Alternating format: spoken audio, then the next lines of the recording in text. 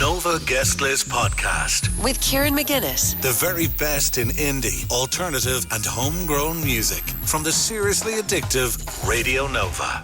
That's A. Smyth on Radio Nova, Mr. Aaron Smyth. I Can't Stop the Rain. That's the first single from his new album, Hello Goliath, and it's a brilliant album. It's a gorgeous listen, real kind of it's kind of a folk Americana feel to it or something, but we're very, very lucky because we have Aaron, Mr. A. Smyth, on the line. How's it going, Aaron? How's it going, Kieran? Good, yeah, good. You woke up this morning, Father's Day, with a plate full of pancakes after a lie-in. I'd say that was pretty nice, was it? Yeah, it felt like it was Cloud9 level stuff. Yeah, it's pretty good. It was a long, sleep-filled lie-in. Yeah. We'll chat about that in a second, but how does it feel to have the album, the second album, Hello Goliath, out? It feels really good. It feels really, really good.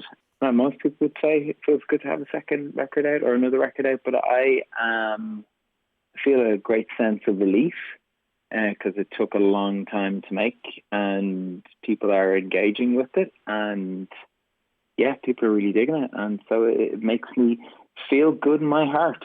No, that's good. It's been 4 years since your last album, Last Animals, which we really enjoyed here. It was one of our albums of the year on the guest list. So, I mean, 4 years, the obvious question, what was going on in that 4 years? I mean, life was going on. It just took me... I wanted to follow it up. I wanted to follow Last Animals up really quickly, but it just didn't work out like that. It took me a while to kind of really get to the bottom of what I wanted to do or how I'd even follow that album up. I was very lucky. That album was really well received too, and I thought I'd just waltz into the next thing feeling confident, but it just took a lot longer to get a collection of songs that just sat together and kind of maybe told a story. I also became a father around that time too, which was a huge upheaval, very positive, very negative on my sleep, but that might have gone a long way to making sure that this took a little while longer. But all's well that ends well.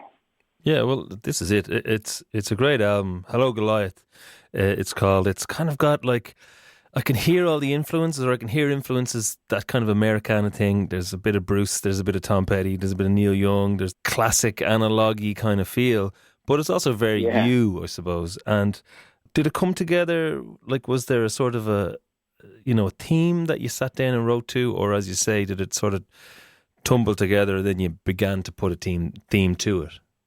Yeah, I think it tumbled together. Like I was writing a lot of songs. Like I write a lot of music and I have a lot of songs that I finish and a lot of songs that I don't. And I think when I'm making an album, I'm looking for like a thread, like a body of work.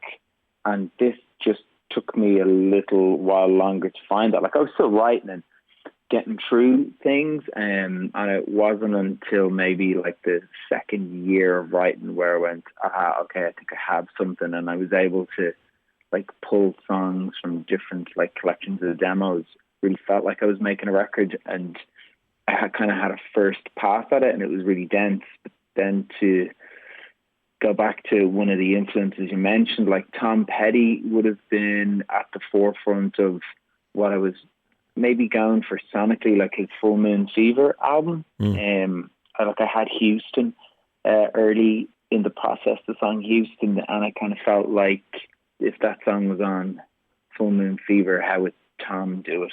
And I started to approach, sonically, I started approaching the songs like that. How can you make them kind of really bare, like with the bare minimum of stuff that's going on, but like have them whereby they're elevated and really full, and they're kind of a good listen. So it was nearly, I remember at one point my fiance Rachel, she was saying the album, the songs that I were working on were not like an equation or a problem to solve. Like I was driving myself mental trying to like manufacture this thing, and I just had to literally strip everything back completely and go with like the simplicity of things and trying to find kind of joy in really simple arrangements and simple structures.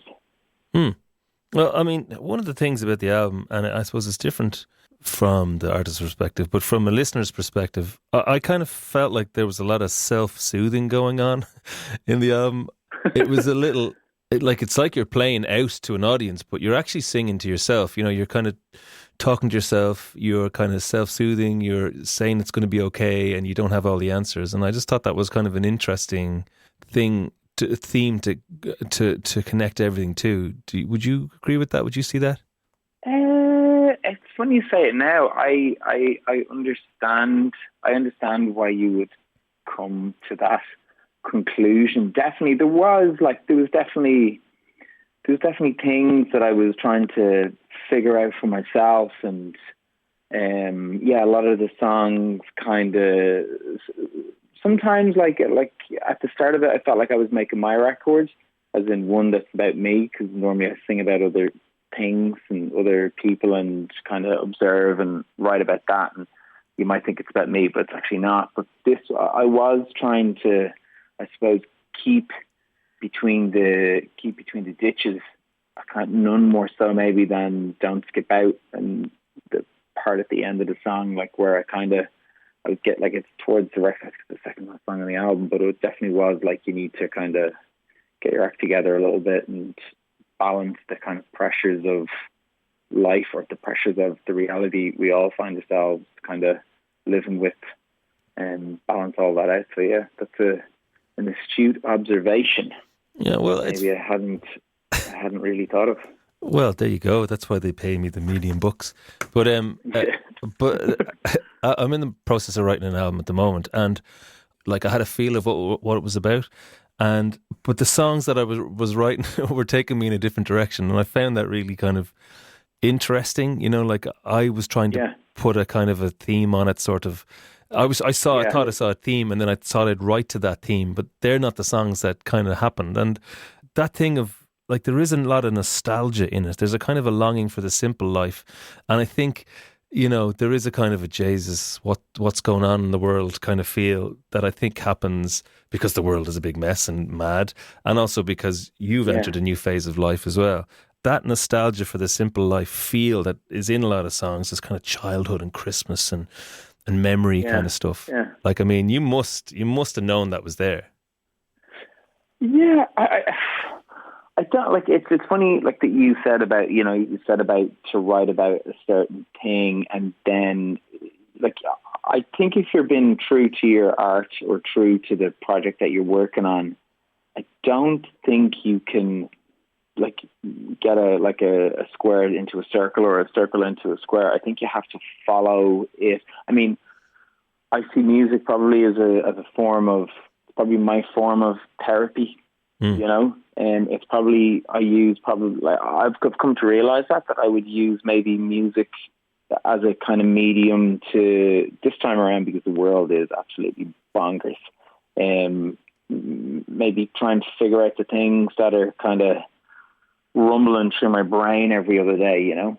I guess there probably was a lot of self-soothing, and I think as well, becoming a parent, or if, you know, you're a parent anyway, I think you, well, in my case, definitely reflect back. I do think about, like, how maybe my childhood, and you're thinking about, well, you know, my childhood be the same? Like, well, you know, you're trying to just make sure you get all that joy stuff in there, and, you know, it's I find myself reflecting on that, nearly comparing it, like there's a comparison point, not positive or negative, they're just observations.